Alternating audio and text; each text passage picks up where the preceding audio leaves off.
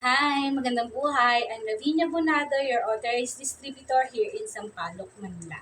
Alam niyo ba na isa sa pangunahing pagkamatay dito sa Pilipinas ay diabetes? Maraming Pilipino na nagugulat na lang na mataas ang kanilang blood sugar.